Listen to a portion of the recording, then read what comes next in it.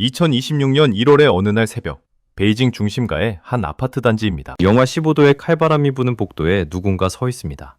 손에는 스마트폰 하나가 들려 있습니다.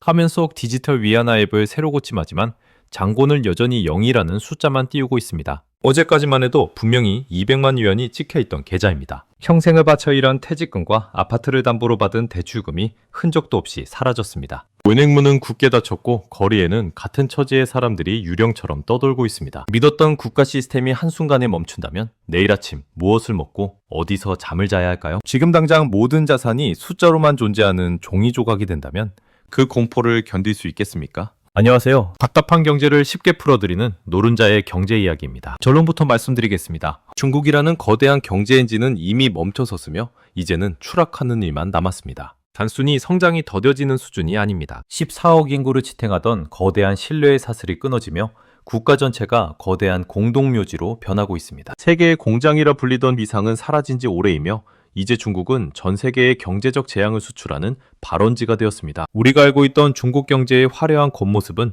2026년 현재 완전히 붕괴되었습니다. 중국 경제가 이토록 처참하게 무너진 첫 번째 이유는 부동산이라는 거대한 모래성 때문입니다. 과거 중국 경제 성장의 25% 이상을 차지하던 부동산은 이제 중국인들의 목을 재는 올가미가 되었습니다. 중국 가정의 재산 중 70%에서 85%가 부동산에 묶여 있다는 사실을 기억해야 합니다. 우리나라도 부동산 비중이 높지만 중국은 생존 그 자체였습니다. 하지만 2021년 헝다 사태를 시작으로 비구이 위안과 왕코 같은 대형 개발사들이 도미노처럼 쓰러졌습니다. 2025년 부동산 개발 투자는 전년 대비 15.9% 급감했고 신규 착공 면적은 20% 넘게 줄어들었습니다. 이것이 왜 당신의 삶을 파괴하는지 설명하겠습니다. 부동산 가격이 폭락하면 단순히 집값이 떨어지는 것으로 끝나지 않습니다. 자산의 80%가 사라진 중산층은 지갑을 닫습니다. 소비가 사라지면 상가가 비어갑니다. 상하이의 핵심 상고조차 임대료가 99% 폭락해도 들어오는 세입자가 없는 지경입니다. 7만 위안이던 월세가 500위안이 되어도 장사를 하겠다는 사람이 없습니다. 건물이라는 육중한 기둥이 뽑히면서 그 안에 살던 모든 이들의 삶이 매몰되고 있는 것입니다. 두 번째 이유는 청년 실업이라는 시한폭탄입니다. 나라의 절반이 백수라는 말은 더 이상 농담이 아닙니다. 2025년 8월 기준 공식적인 청년 실업률은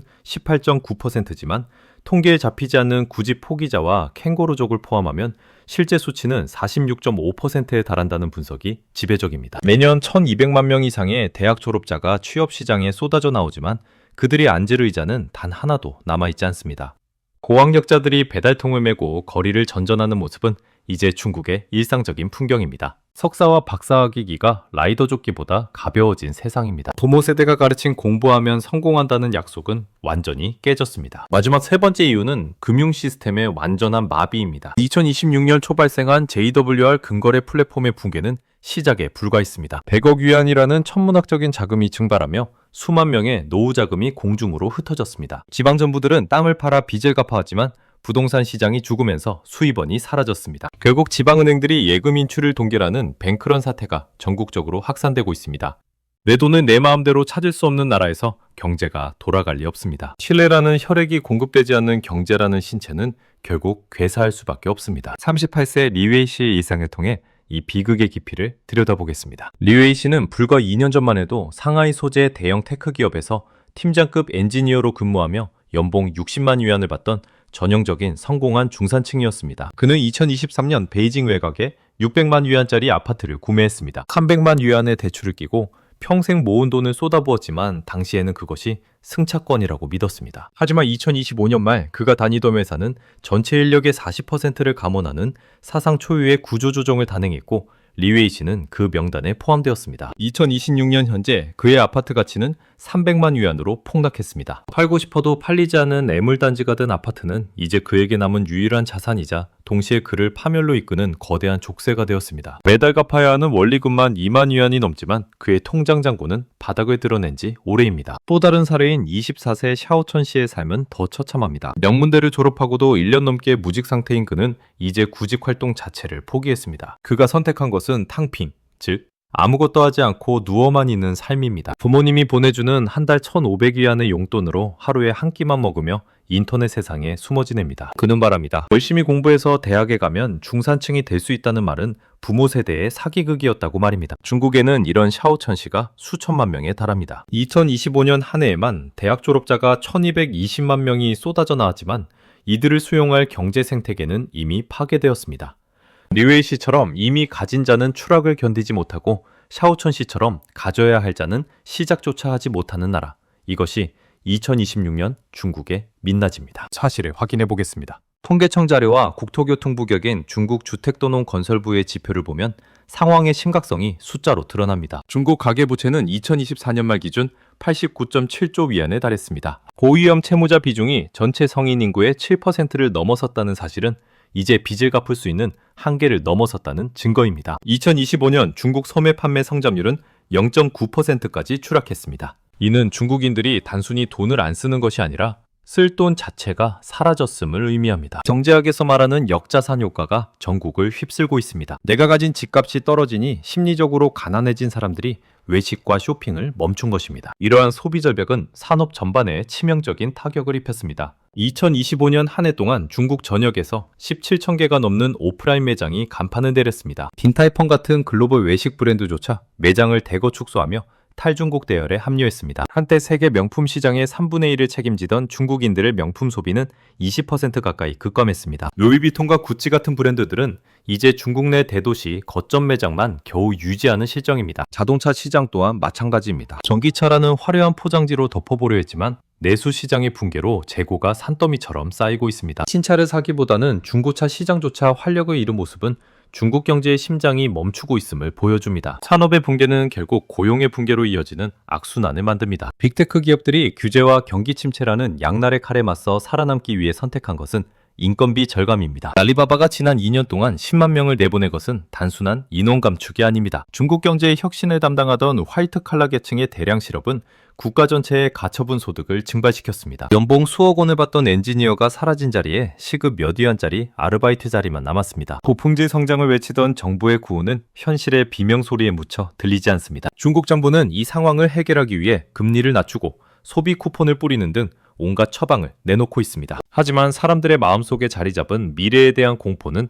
정책으로 치유되지 않습니다. 매일 당장 해고될지 모르고 내가 사는 집값이 매일 떨어지는데 누가 돈을 쓰겠습니까? 경제는 결국 심리입니다. 신뢰가 무너진 사회에서 돈은 흐르지 않고 고인물처럼 썩어갈 뿐입니다. 2026년의 중국은 그 고인물이 악취를 풍기며 주변국으로 번지고 있는 거대한 늪과 같습니다. 중국 사회를 지탱하던 거대한 약속이 비명도 없이 산산조각 났습니다. 수십 년 동안 중국 공산당은 인민들에게 하나의 보이지 않는 계약을 제시했습니다. 자유를 양보하는 대신 먹고 살게 해주겠다는 약속입니다. 매년 10%가 넘는 경이로운 성장은 그 계약의 보증수표였습니다. 하지만 2026년 현재 그 보증수표는 부도 처리되었습니다. 이제 중국인들에게 남은 것은 자유가 없는 통제와 가난이 공존하는 기괴한 현실뿐입니다. 이것이 바로 지금 중국 전역을 휩쓸고 있는 사회적 절망의 본질입니다. 요즘 중국 청년들 사이에서 유행하는 내권이라는 단어를 들여다보겠습니다. 이는 좁은 트랙 위에서 수만 명의 주자가 서로를 미치며 달리는 무한 경쟁을 의미합니다. 트랙의 길이는 점점 짧아지는데 주자는 계속 늘어납니다. 모두가 사력을 다해 뛰지만 누구도 앞으로 나아가지 못합니다. 오히려 옆 사람의 발을 걸어야만 제자리를 유지할 수 있는 처참한 생존 게임입니다. 초등학교 때부터 밤잠을 줄여가며 공부하고 명문대를 졸업해 대기업에 입사해도 그 끝에는 40% 확률의 해고 통지서가 기다리고 있습니다. 노력의 가치가 쓰레기통에 처박힌 셈입니다. 그 결과 탄생한 것이 탕핀입니다. 글자 그대로 바닥의 대자로 드러눕겠다는 선언입니다. 더 이상 이 불공정한 게임에 참여하지 않겠다는 무언의 저항입니다. 결혼을 포기하고 집 사는 것을 포기하며 아이 낳는 것은 꿈도 꾸지 않습니다. 한 달에 최소한의 생존 비용만 벌며 하루 종일 침대 위에서 스마트폰만 바라보는 청년들이 기하급수적으로 늘고 있습니다. 이것은 단순히 게으름의 문제가 아닙니다. 아무리 페달을 밟아도 자전거가 앞으로 가지 않는다면 누구라도 페달 밟기를 멈출 것입니다. 2026년 중국의 청년들은 지금 그 페달에서 발을 떼고 있습니다. 역사적으로 볼 때 이런 상황은 1990년대 일본의 거품 붕괴와 매우 닮아 있습니다. 일본 역시 부동산 가격이 폭락하면서 잃어버린 30년이라는 장기 침체에 빠졌습니다. 하지만 결정적인 차이가 있습니다. 일본은 무너질 당시 이미 1인당 GDP가 세계 최고 수준인 선진국이었습니다. 즉 넘어지더라도 폭신한 매트리스가 깔려있는 상태였다는 뜻입니다. 반면 2026년의 중국은 1인당 GDP가 미국의 4분의 1 수준에 불과합니다. 부자가 되기도 전에 늙어버린 것입니다. 경제학자들이 경고하던 중진국 함정에 중국은 발이 묶여버렸고 이제는 그 늪서센트로 급격히 가라앉고 있습니다. 사회 시스템의 노후화도 심각합니다. 인구 구조의 붕괴는 중국 경제의 마지막 엔진마저 꺼뜨리고 있습니다. 2025년 중국의 출산율은 역대 최저치를 경신했습니다. 상핑을 선택하면서 미래를 짊어질 세대가 사라지고 있는 것입니다. 일할 사람은 줄어드는데 부양해야 할 노인은 급격히 늘어납니다. 국가 재정은 이미 바닥을 드러냈고 지방정부의 부채는 공식 통계로만 90조 위안을 넘겼습니다. 숨겨진 부채인 그림자 금융까지 합치면 그 규모는 가늠조차 불가능합니다. 마치 썩은 기초 위에 세워진 거대한 댐이 미세한 균열을 시작으로 붕괴하기 직전의 모습과 같습니다. 대외적인 상황은 더욱 가혹합니다. 2026년은 미국을 비롯한 사방 국가들이 중국을 향한 경제적 포위망을 완성한 해입니다. 첨단 반도체와 핵심 기술에 대한 수출 통제는 중국의 숨통을 조이고 있습니다. 세계의 공장이라는 지위는 이미 인도와 동남아시아 국가들에게 넘겨준 지 오래입니다. 내수 시장이 죽어버린 상황에서 마지막 희망이었던 수출길마저 막혀버리자 중국 기업들은 가동률을 50% 이하로 낮추며 간신히 연명하고 있습니다. 이것은 일시적인 경기 순환이 아닙니다. 중국이라는 국가의 경제 구조 자체가 수명을 다했다는 신호입니다. 당신은 아마 이렇게 생각할지도 모릅니다. 중국이 망하든 말든 우리와 무슨 상관이냐고 말입니다. 하지만 현실은 냉혹합니다. 중국은 여전히 대한민국의 최대 교역국 중 하나입니다. 중국의 경제가 무너지면 우리 기업들이 물건을 팔 곳이 사라집니다. 중국에 공장을 세운 수많은 중소기업들은 이미 야반 도주를 고민하고 있습니다. 관광업과 유통업은 중국인 관광객의 실종으로 직격탄을 맞았습니다. 중국의 붕괴는 단순히 이웃나라의 비극이 아닙니다. 그것은 곧 우리 가계부의 숫자를 바꾸고 당신의 일자리를 위협하는 현실적인 공포로 다가올 것입니다. 2026년 현재 우리는 그 거대한 쓰나미의 초입에 서 있습니다. 이제 우리가 마주한 이 잔혹한 진실들을 하나로 묶어보겠습니다. 중국이라는 거대한 기계가 녹슬어 멈추는 소리가 들리십니까? 부동산이라는 연료는 이미 바닥났습니다. 청년들이라는 엔진은 가동을 멈춘 채 차갑게 식어가고 있습니다. 금융이라는 윤활유는 부패하여 오히려 기계의 회전을 방해하고 있습니다. 이것이 2026년 오늘날 우리가 목격하고 있는 중국 경제의 최후이자 피할 수 없는 몰락의 풍경입니다. 다시 한번 냉정하게 정리하겠습니다. 첫째, 부동산 시장의 완전한 매몰입니다. 중국인 자산의 80%가 묻힌 땅이 꺼지고 있습니다.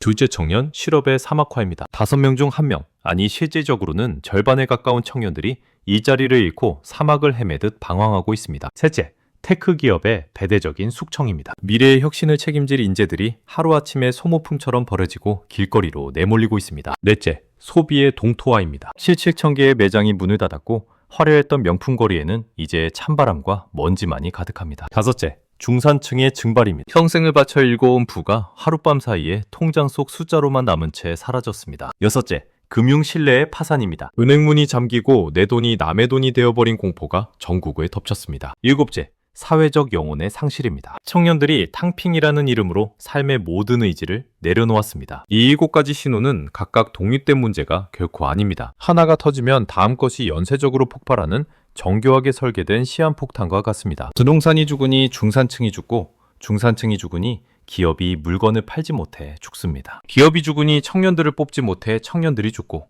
청년들이 죽으니 국가의 생산성과 미래가 통째로 죽어가는 것입니다. 이것은 정부의 인위적인 부양책이나 정치적 구호로 되돌릴 수 있는 흐름이 아닙니다. 중국 경제는 이미 임계점을 넘었으며 이제는 추락의 가속도만이 남았을 뿐입니다. 대한민국의 상황을 점검해 보겠습니다. 당신의 일자리와 당신의 소중한 투자금은 과연 안전합니까? 중국은 여전히 우리 수출의 20%가량을 차지하는 거대한 시장입니다. 중국의 소비가 얼어붙는다는 것은 곧 우리 반도체와 자동차, 그리고 석유화학 산업의 재고가 창고가 터져나갈 정도로 쌓인다는 뜻입니다. 중국에 진출한 우리 기업들의 자산은 이제 회수 불가능한 부실 채권이 될 위기에 처했습니다. 이미 2025년부터 수많은 중소기업들이 중국 사업을 정리하며 막대한 손실을 입고 국내로 돌아오거나 도산했습니다. 이것은 단순히 숫자의 문제가 아닙니다. 당신이 매달 받는 월급 봉투의 두께와 당신이 노후를 위해 투자한 주식의 가격으로 직결되는 생존의 문제입니다. 특히 2026년 현재 우리가 가장 경계해야 할 것은 공급망의 붕괴입니다. 중국은 그동안 저렴한 인건비와 거대한 인프라를 무기로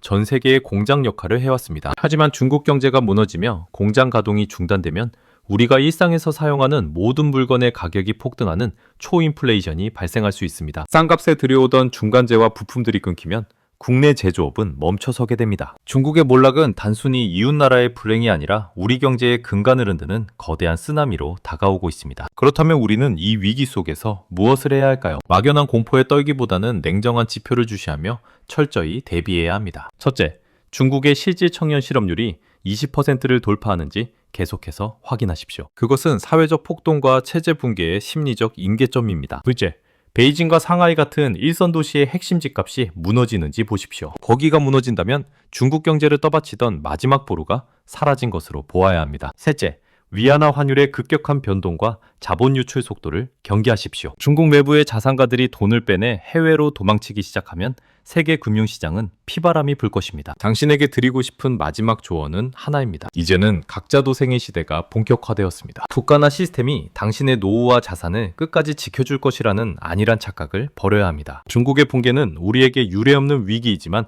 동시에 새로운 기회가 될 수도 있습니다. 중국에 의존하던 관성에서 벗어나 인도나 동남아시아 혹은 북미 시장으로 눈을 돌리고 공급망을 다변화하는 기업만이 살아남을 것입니다. 개인 투자자 역시 마찬가지입니다. 자산 포트폴리오를 다시 점검하십시오. 중국 경제와 밀접하게 연동된 자산은 없는지 냉정하게 살피고 안전자산으로의 이동을 진지하게 고민해야 할 시점입니다. 2026년은 중국에게만 실현의 해가 아닙니다. 우리 모두에게 진정한 경제적 생존 능력을 묻는 가혹한 시험대가 될 것입니다. 거품은 언젠가 반드시 꺼지게 되어 있습니다. 부채로 쌓아올린 가짜 성장은 결국 잔인한 진실 앞에 탄로납니다. 지금 중국이 겪고 있는 고통은 그동안 무리하게 부풀려온 거짓의 대가입니다. 우리는 그 잔인한 진실을 목격하며 우리의 내일을 준비해야 합니다. 불안은 준비하지 않은 자의 몫이고 기회는 깨어있는 자의 몫입니다. 중국 경제의 몰락을 보며 우리가 배워야 할 교훈은 명확합니다. 성장의 숫자에 취해 기초 체력을 기르는 것을 소홀히 하면 결국 어떤 거대한 제국도 무너진다는 사실입니다. 우리는 중국의 실패를 거울 삼아 더 단단하고 지속 가능한 경제 구조를 고민해야 합니다. 2026년의 이 경랑 속에서 당신의 자산을 지키고 흔들리지 않는 중심을 잡으시길 바랍니다. 경제는 차갑지만 당신의 내일은 따뜻하기를 진심으로 기원합니다. 영상이 도움이 되셨다면 구독과 좋아요 부탁드립니다. 당신이 생각하는 중국 경제의 미래는 어떠한가요? 정말 회복 불가능한 몰락이라고 보시나요? 아니면 또 다른 반전이 있을까요? 당신의 소중한 의견을 댓글로 남겨주세요. 모든 댓글을 읽고 함께 고민하겠습니다. 다음 영상에서는 더 날카로운 통찰과 구체적인 수치로 당신의 경제적 자유를 돕겠습니다. 시청해주셔서 감사합니다. 지금까지 노른자의 경제 이야기였습니다.